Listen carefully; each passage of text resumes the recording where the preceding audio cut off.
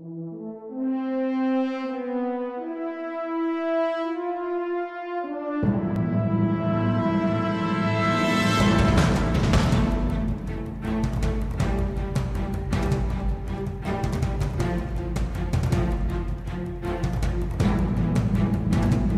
and welcome to the Archie Luxury Program.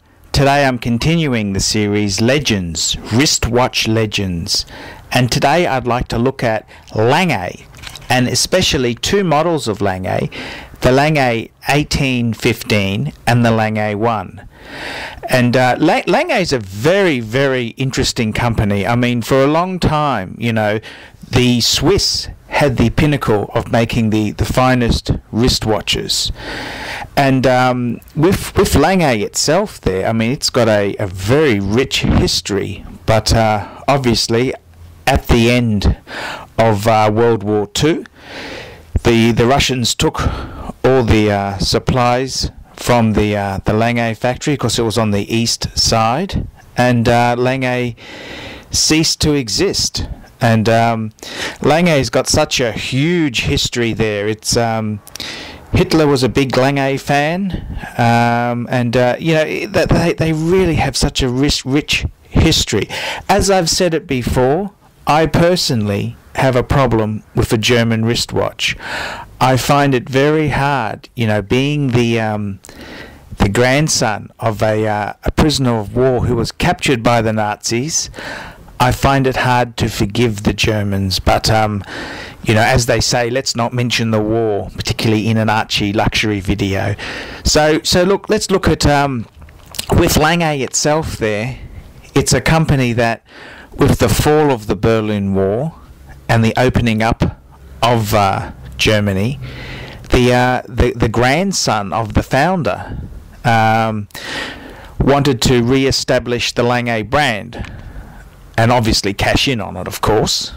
And with the help of Richemont, they succeeded, and they actually did a wonderful job. If you look at what happened there, you know, they've come in there, and they've released some really iconic models, and they've done such a good job that they've actually, you know, when someone says what is the best watch in the world, no longer is it just Patek, Vacheron or Audemars, but you've really got to consider Lange as being a really good contender there. And two models which are really iconic are the Lange 1815 and the Lange 1. And the Lange 1815 signifies the year of the founding of Lange, and it's sort of to Lange what the Patek 3919 is to the Calatrava range. I mean, it's kind of the iconic classic watch. And the interesting thing with Lange is, because they ceased production after World War II, I think it was 1948, they actually then they released their first watch in 1994. They have actually, like a lot of companies, had a quartz phase, and they had some really ugly fuckers that they released. Whereas with Lange, because they closed the doors in 1948, reopened in 1994, they've kind of been able to rejuvenate the brand without some ugly suckers in the range, and it's quite an interesting thing. And the thing is, Lange had some help from some very good watchmakers. They had help from IWC and Jaeger-LeCoultre. And I mean, Jaeger's a brand who they've been making movements and parts for Patek, Audemars Piguet, Vacheron and Constantin for a long way. So I mean, they've really had some. The Richemont group coming in there has done a fantastic job, and obviously, you know, they're a business and they're doing it for profit. So I mean, you know, let's not cry about that. I mean, but the truth is, they've really reinvigorated the brand there. And the Lange 1815, as I said, it's sort of the benchmark Lange. It's a very simple, classic German interpretation of a manual wind watch.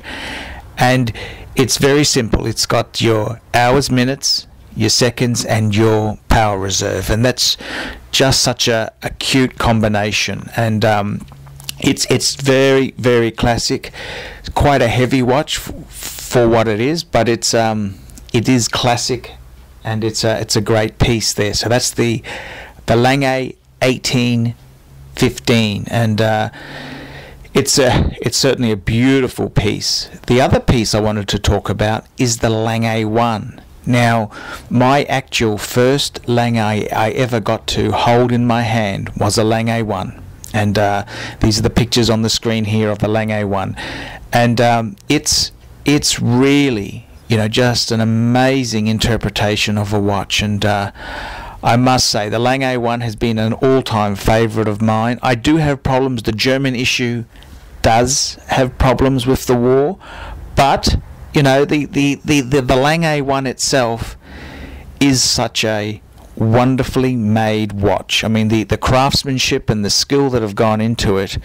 You could certainly cover up the Nazi past very easily and forgive the watch. But that's the Lange 1 is just an all-time iconic piece. It's classic. It's when you're talking serious watch collectors, serious people who like Pateks, people who like Vacheron, people who are AP fans, Lange comes into the talk. And this is the thing. It's absolutely amazing. I mean, if there wasn't any substance to the recreation of Lange, true connoisseurs of luxury high-end watches just wouldn't touch it with a barge pole.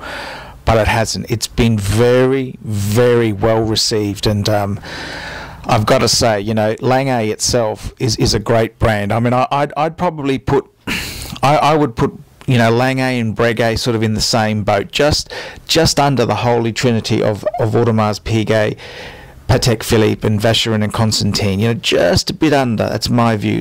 I would put Lange on par with Breguet, and Jaeger-LeCoultre would be a little bit under that again. So that's sort of my feeling on the topic. But there's no denying it. Lange is a legend, and this is why I've brought these two models up. So that's the Lange 1815 and the Lange 1. Two iconic Langes which are just watchmaking legends. Thank you very much for watching this clip. Goodbye.